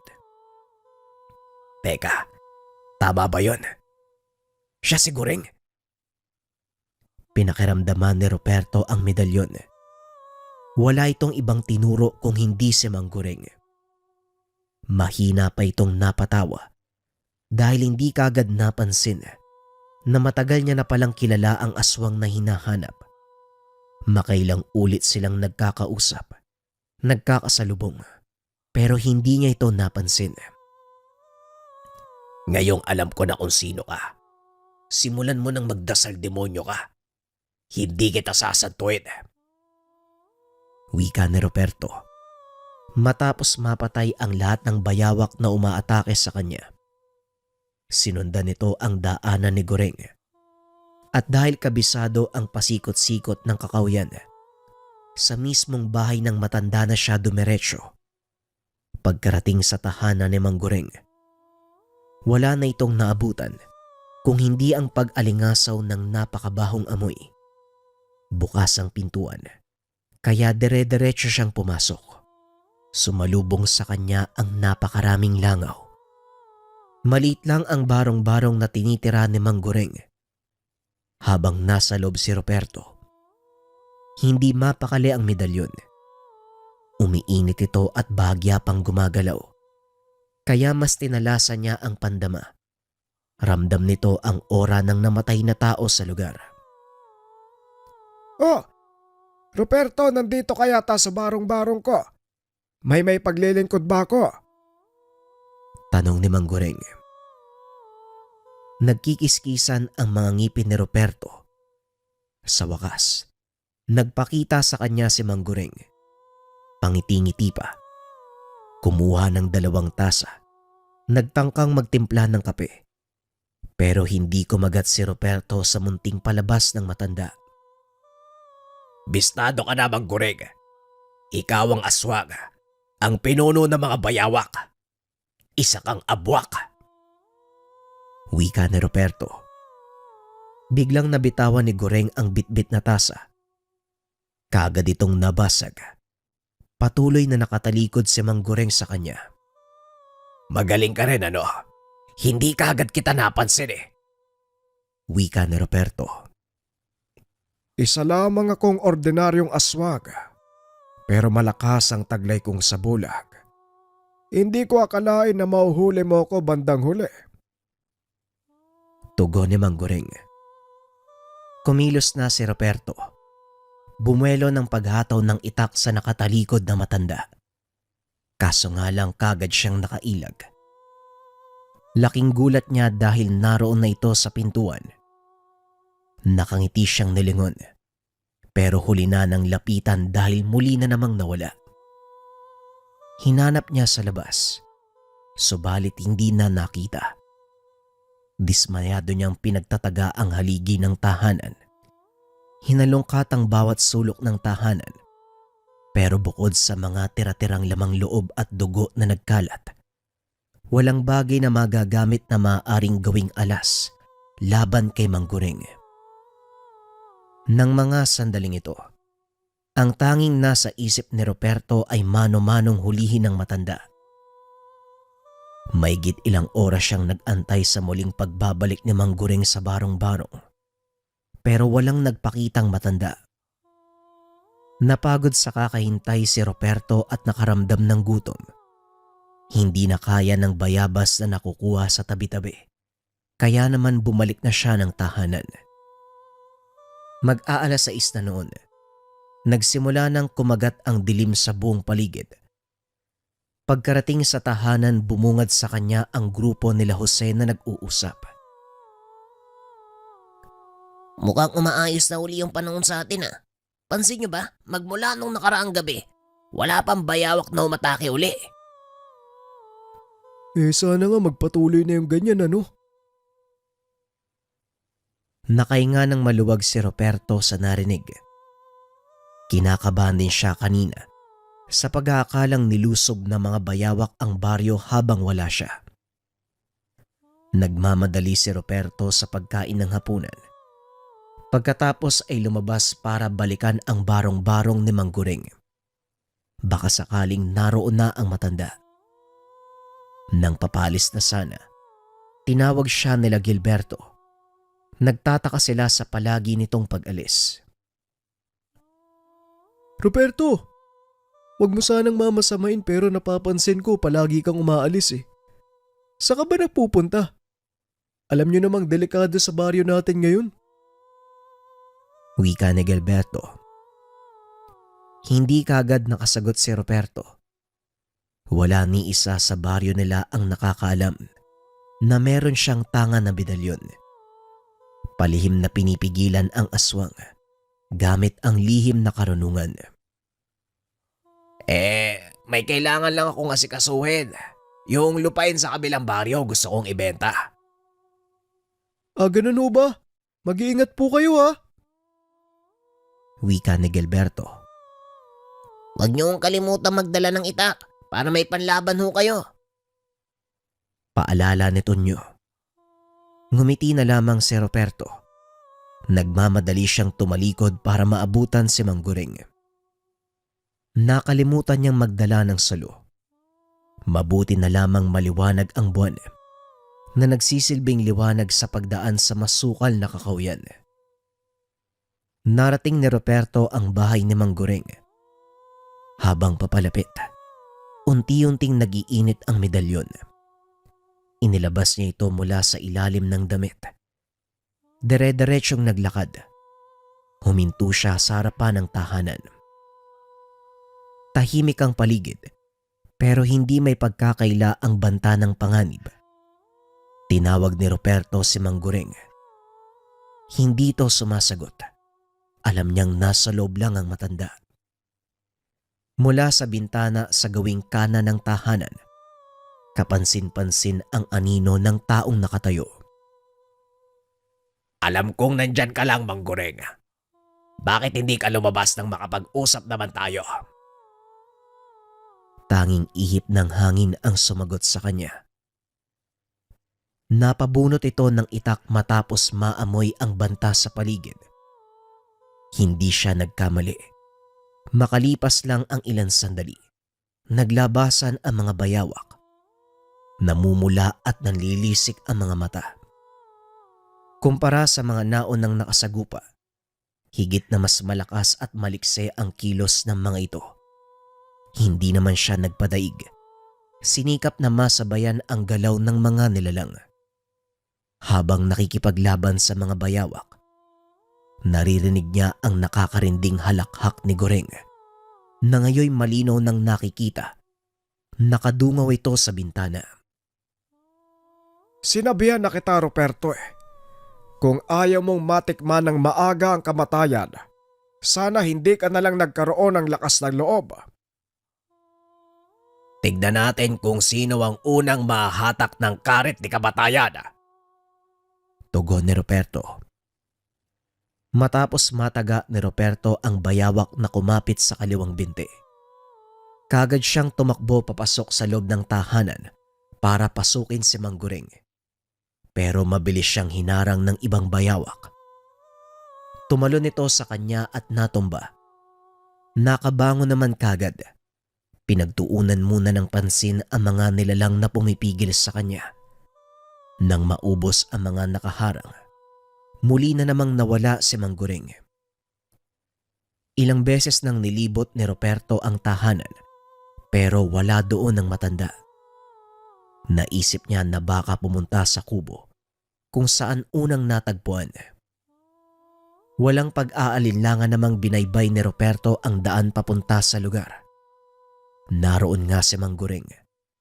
Nakatayo sa bakuran habang pinapalibutan ng mga bayawak. Talagang ang dami mong alaga ano? Mangguring, ilang ba lahat ng yan? Wika ni Ruperto. Hindi mo sila mabibilang, Ruperto. Dadami lang sila ng dadami kapag ginusto ko. Inihanda ni Ruperto ang sarili. Tinibayan ang tindig sa harapan ni Mangguring. Kumpara sa mga naunang nakasagupang bayawak, kakaunti na lamang ang nakikita niya. Sa tansya, mahigit 20 na lang ang bilang. Hindi pa kumikilos si Mangguring. Sinamantala ni Ruperto ang pagkakataon. Nag-usal ng maikling dasal. Saktong natapos niyang sambitin sa isipan ang huling salita. Nagsikilos sa mga bayawak, pero sa pagkakataong ito, biglang naging aswang ang lahat. Nagulat si Ruperto, hindi niya ito inaasahan. Kahit ganon, hindi siya umatras. Gamit ang itak at proteksyon ng medalyon, kagad na itumba ni Ruperto ang 2 aswang. Napuruhan sa leeg ang isa, samantalang tumagos naman ang patalim sa tiyan ng pangalawa. Patuloy na sumugod ang mga kalaban. Umatake ang aswang kung saan saang direksyon. Pero kada nakakatsyempo, kagad niya itong tinataga sa leeg at ulo. Ilang sandali lang nangingisay silang bumabagsak. Talagang biyasa ka sa pakikipaglaban sa aswang ano? O baka naman tsamba lang dahil sa hawak mong medalyon? Wika ni Mangguring. Halika dito. Bakit hindi mo subukan ang malaman mo? Ngumiti lang si Mangguring. Naging alisto ito matapos sumalakay ang mga aswang. Sa puntong iyon, sabay-sabay na ang lahat ng natira. Nahati ang atensyon ni Ruperto dahil kaliwat kanan, maging sa likuran, merong umaatake. Nagawa naman niyang labanan, tagain ang mga ito. Subalit may pagkakataon na natatamaan siya at tumitilapon. Hindi may pagkakaila ang lakas ng mga ito. Bibigyan kita ng pagkakataon, Ruperto. Umuwi ka. Kalimutan ang lahat ng nakita mo. Tutal, ito na ang huling araw ko sa baryo nyo. Aalis na ako dito. Wika ni Mangguring. Huling gabi sa baryo namin. Bakit? Saang lugar ka na namang mag-aasik ng lagib? Kung ganyan lang din naman, ito na ang huling gabi mo. Hindi lang sa baryo namin, maging sa mundo.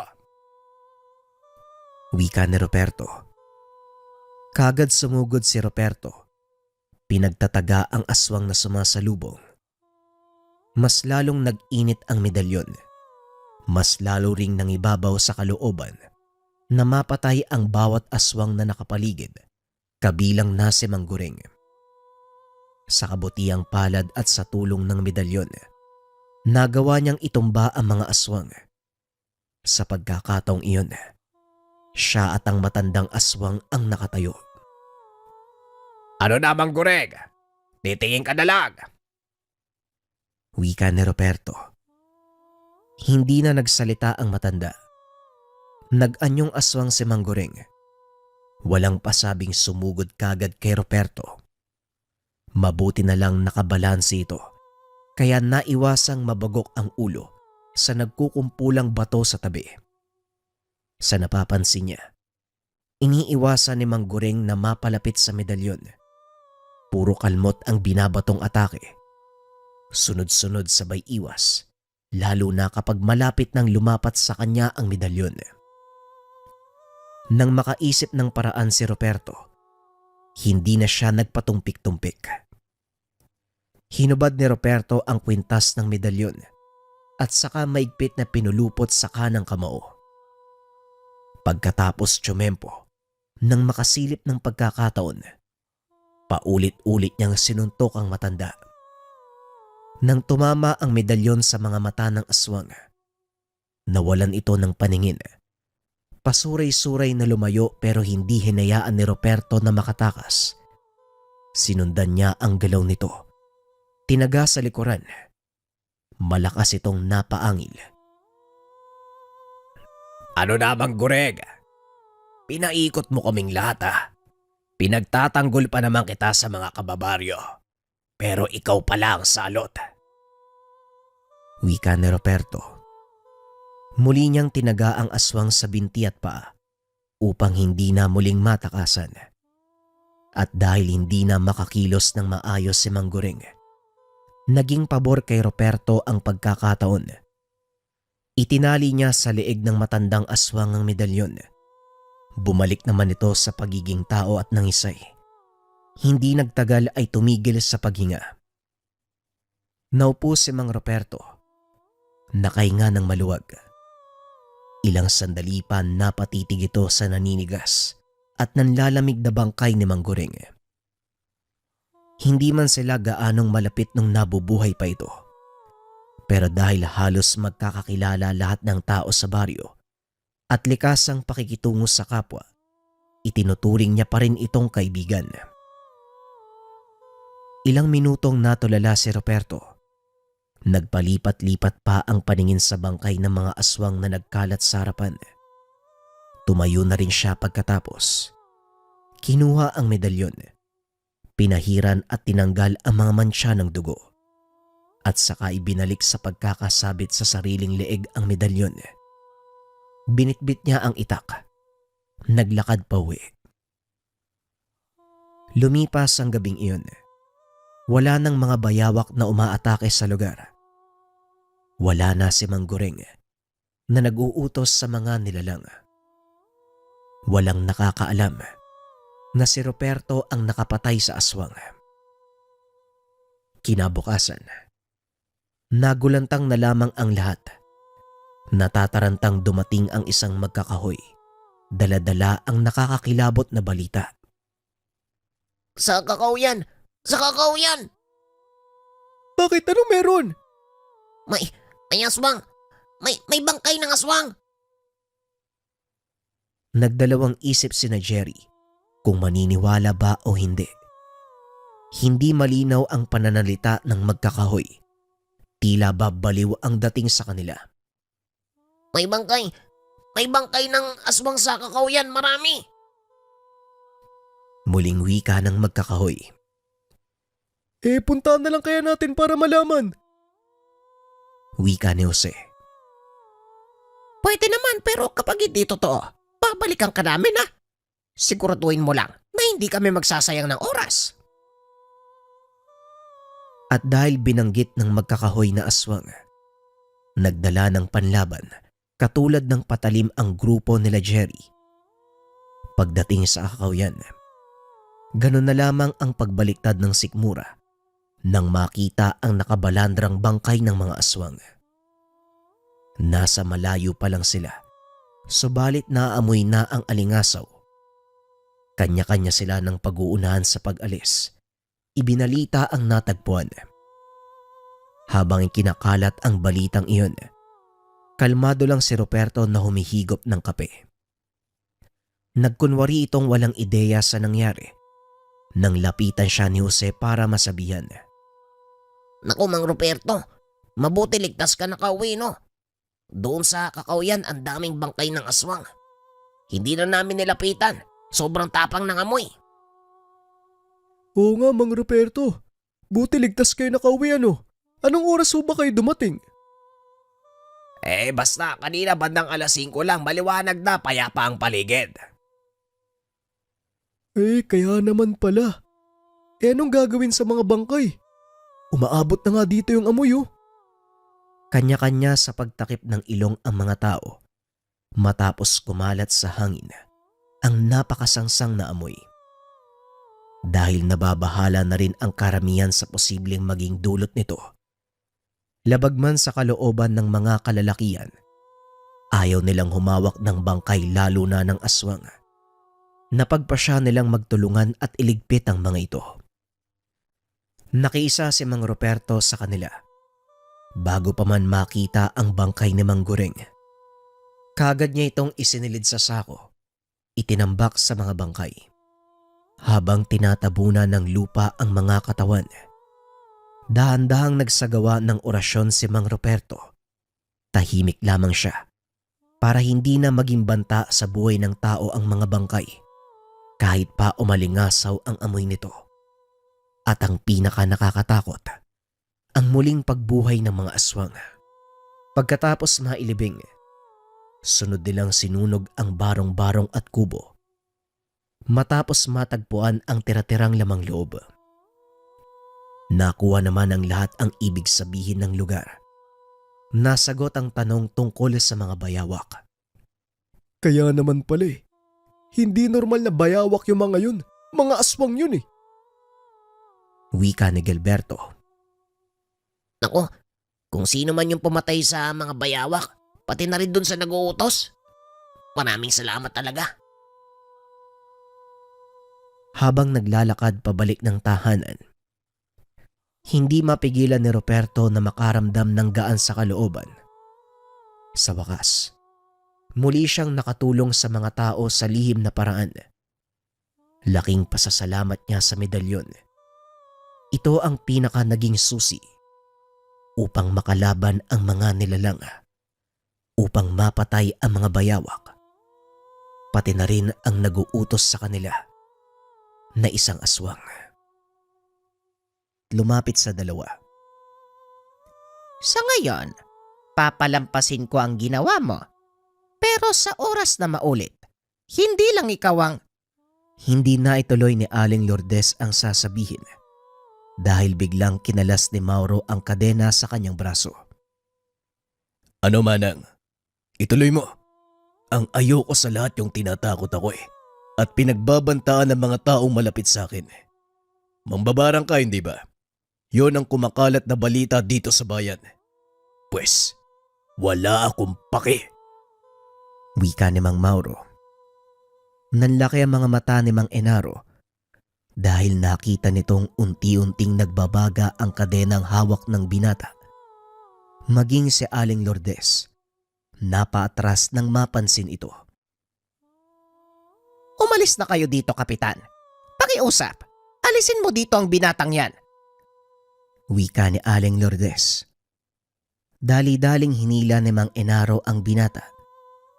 Nang makalayo na sila sa lugar, bigla na namang nakaramdam ng matinding pananakit ng ulo si Mauro. Aray, ang sakit ng ulo ko. Wika ni Mauro habang unti-unting napapaluhod. Inalalayan ito ni Mang Enaro. Ngunit hindi na kayanan ni Mang Mauro ang sobrang sakit. Nawalan ito ng malay. Dinala ni Mang Enaro ang binata sa ospital upang matignan. Sa isip nito, baka lumala ang pinsalang natamo ng binata sa kanyang ulo. Wala naman akong nakitang problema sa ulo ni Mauro. Siguro napagod lang siya ng husto. Kaya ganun. Isang bagay pa ho, Doc. Napanggit din sa amin ni Mauro na sa tuwing sasakit ang ulo niya may naaalala siya. Wika ni Mang Enaro. Maaaring ganun na nga ang nangyayari, Manong. Antayin nating magising si Mauro para malaman natin kung ano nangyayari. Wika ng doktor. Maya-maya ay kumilos si Mauro. Ngunit nakapikit pa rin ang mga mata. Umuungol ang binata habang winawasiwas ang kamay. Akmang pipigilan na sana ito ni Mang Enaro, kaso nga lang inawat ito ng doktor. Biglang bumangon si Mauro. Sumigaw na parang nauhulog. Mauro, iyo, ayos ka lang ba? Anong nangyari? Tanong ng doktor habang iniilawan ang mata ng binata. Naalala ko na po ang lahat, Dok. Naalala ko na ang nangyari. Nasa gitna kami ng pagtakas mula sa humahabol sa amin. Kaming dalawa. Kaming dalawa ni Mang Escobar. Wika ni Mauro. Mang Escobar? Sino naman ang taong yon? Siya po ang guru ko. Hinahabol kami ng isang samahan ng mga Bertudes, pati na rin ng mambabarang. Gusto nilang makuha ang kadenang ito. Tugon ni Mauro. Natawa ang doktor sa sinabi ng binata dahil hindi naman ito naniniwala sa mga Bertudes, maging sa mambabarang. Teka, Bertudes at mambabarang. Mauro, sigurado ka ba sa sinasabi mo? Tanong ng doktor. Opo, sigurado ako, Dok. Ang totoong pangalan ko ay Mauro. Tama po kayo, Mang Inaro. Pangalan ko nga ang nakita nyo. Alam kong hindi kayo maniniwala, pero ang kadenang hawak ko ay isang uri ng malakas sa sandata. Tugon ni Mauro. Biglang bumalik sa isipan ni Mang Inaro ang tagpo sa tahanan nila Aling Lourdes. Mukhang totoo ang sinasabi ni Mauro. Nakita ko kung paanong magbaga ang kadenang hawak niya. Mabuti na lang naawat ko siya ng mga sandaling iyon. Kung hindi, baka kung anong nangyari kay Aling Lourdes. Hindi pa rin ako kumbinsido, Mang Inaro. Alam nyo namang walang sapat na patunay ang sinasabi nyo. Pero kung yan ang nangyari sa'yo, Mauro, mabuti naman at bumalik na ang alaala mo. Pero maaari mo bang sabihin kung saan yan nanggaling? O kung saang bayan ka nanggaling? Nanggaling ako sa baryo na sakop ng kabundukan sa kabilang bayan. Walang sino man ang nakakapunta doon dahil tago ang pamayanan. Narinig ko na nga ang sinasabi mong baryo. Nagkaroon kami ng misyon sa gawing yun eh. Pero hindi namin mahanap. Mauro, ano ba talaga ang kakayahan ng kadenang yan? Tanong ni Doc Leo. Ayon kay Mang Escobar, may taglay na malakas na kapangyarihan ang kadenang ito. Hinahangad ng mga mambabarang. Hindi ko gaanong naunawaan dahil hindi naman ito naipaliwanag ng guru ko. Kailangan kong bumalik sa baryo namin. Dali-daling tumayo ang binata. Tinanggal ang swero sa braso. Naglakad palabas ng silid. Sandali lang! Alam mo ba kung paanong pumunta sa sinasabi mong baryo? Oo, Manong, alam ko. Alam ko ang daan papunta sa lugar. Tanging kaming mga nakatira lang sa baryong iyon ang nakakalabas-pasok. Nilagyan ito ng proteksyon ni Mang Escobar noong naroon pa ako. Teka, sandali lang, Mauro. Gusto ko makarating sa lugar na yun eh.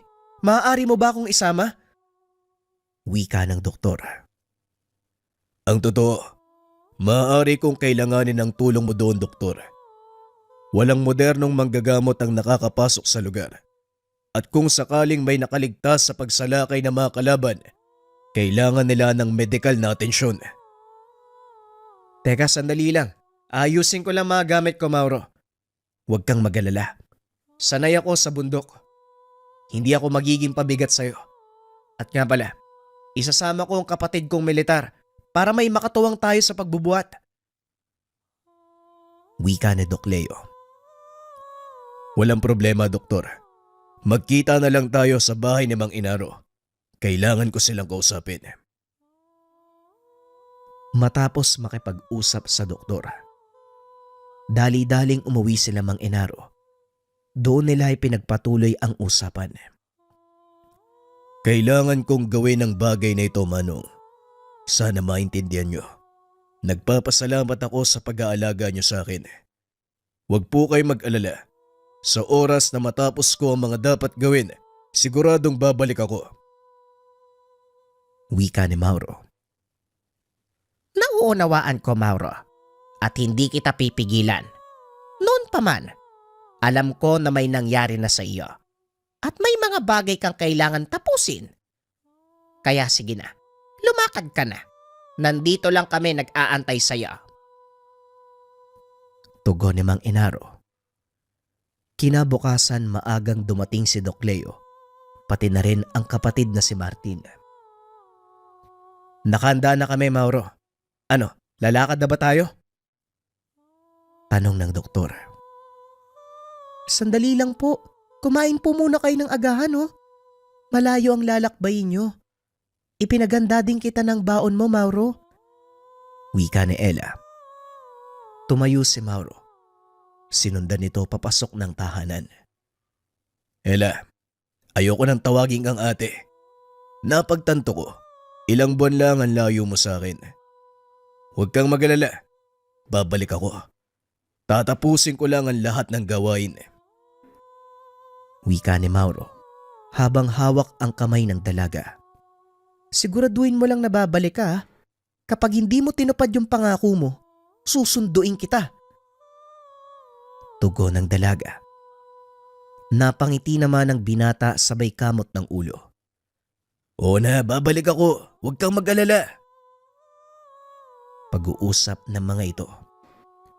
Matapos kumain, tumulak na paalis sina Mauro. Habang nasa daan, pinaliwanag ng binata ang lahat ng tungkol sa kanilang pupuntahan. Napakasukal ng gubat na dinadaanan ng mga ito dahil wala masyadong pumapasok na tao sa lugar na iyon. Ayon kay Mauro, ito ang pinakamalapit na daan papunta sa kanilang baryo. Hindi pala biro yung daan, no? Ilang oras ba tayo maglalakad, Mauro? Tanong ng doktor. Hindi po oras. 2 araw tayong maglalakad papunta sa baryo namin. Pagdating natin doon sa burol na yun, magpapahinga tayo. Hindi tayo pwedeng tumuloy dahil siguradong aabutin tayo ng dilim. Tugon ni Mauro. Pagdating nila sa burol, nagtayo ng tolda ang grupo at nagpaningas ng apoy. Nagluto ng hapunan si Doc Leo, habang si Mauro naman ay nanguha ng mga ligaw na prutas. Habang kumakain ang mga ito, pinagmamasdan ni Martin ang kadenang nakapalupot sa braso ni Mauro. Mauro, matanong ko lang. Kung hindi mo mamasamain, para saan yung kadenang nasa braso mo? Tanong ni Martin. Alam kong kagaya ni Doc Leo, hindi ka maniniwala sa sasabihin ko eh. Magkaiba kami ng kapatid ko eh. Militar ako. Doktor siya. Subukan mo ipaliwanag sa akin ang lahat. Ang kadenang ito ay sandatang hinahanap ng mga mambabarang. Hindi ko alam ang totoong kakayahan nito. Pero ang bilin sa akin ng mga Escobar, huwag ko itong iaalis sa aking paningin. Gusto ko ring makita ko nung kayang gawin ng kadena. Kasi ko, mahilig ako sa maagimat eh. Pwede bang subukan natin yan? Naku, huwag mo nang balakin pa. Dahil baka pagsisiyan mo lang. At isa pa, hindi tayo dapat makakuha ng atensyon sa lugar na ito. Kung ano man ang tangan mo, itago mo na lang muna. May paggagamitan tayo niyan mamaya. Makinig ka sa kanya, Martin. Mas alam niya ang lugar na ito kaysa sa atin. Ang mabuti pa magpahinga na tayo. Wika ni Doc Leo. Madaling araw pa lamang, nagpatuloy na sa paglalakad ang pangkat. Namangha ng husto si Doc Leo sa tanawin na tila ba nasa ibang mundo. Maya-maya narating ng mga ito ang isang talon. Huminto si Mauro at nakiramdam sa paligid. Maganda na kayo. Dahil papasok na tayo sa baryo namin. Wika ni Mauro. Pumasok ang mga ito sa ilalim ng talon. Tumambad sa kanila ang napakalawak na kapatagan. Dahan-dahang umahon ng binata sa tubig. Nang masiguradong ligtas ang lugar, tinawag nito ang mga kasamahan. Akmang maglalakad na sana sila nang biglang may palasong tumama sa paanan ni Mauro. Dinampot ito ng binata at itinaas. Ibaba niyo ang mga gamit at itaas ang mga kamay.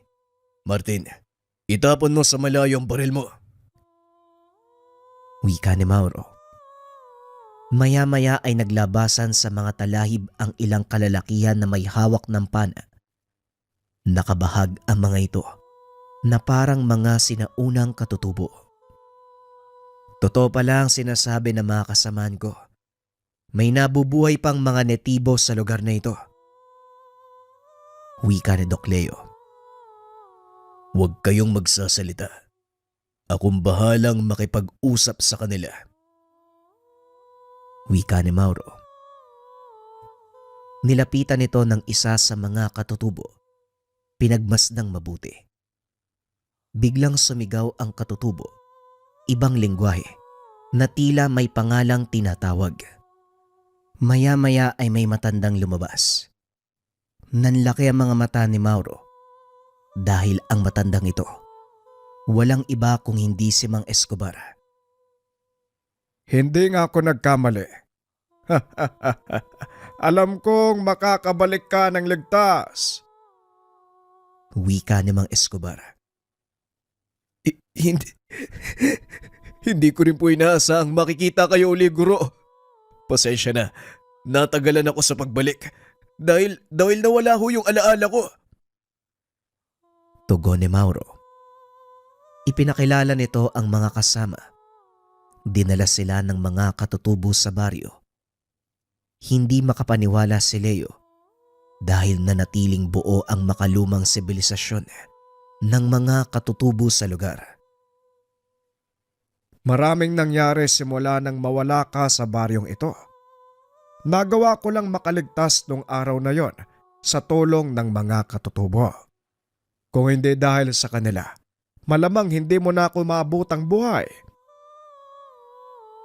Wika ni Mang Escobar.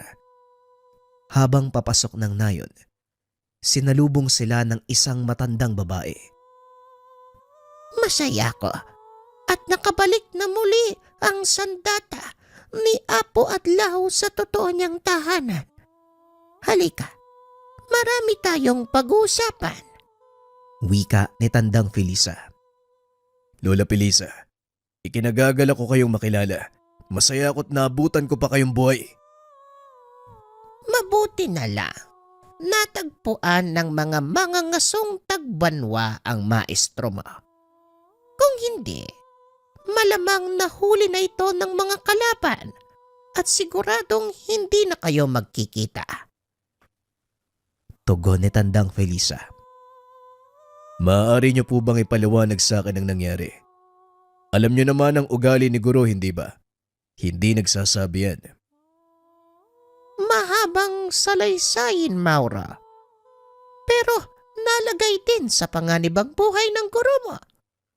Maging masaya na lang tayo. Nakaligtas siya. Habang nakikipag-usap, biglang nakarinig ng malakas na pagsabog ang mga katutubo. Nataranta ang mga ito. Nagsipagtago sila sa lugar. Anong pagsabog na yun? Saan nanggaling? Tanong ni Mauro. Ito ang kinakatakot kong makita mo, Mauro. Hindi na kami nilubayan ng mga kalaban natin. Nasa paligid lang sila. Nag-aantay ng tamang pagkakataon. Ganun po ba? Hayaan mo silang dumating, maestro. Dahil nandito ako at kailangan ng tapusin ang labang to. Tugon ni Mauro. Pinuntahan ng mga katutubo ang pinanggalingan ng pagsabog.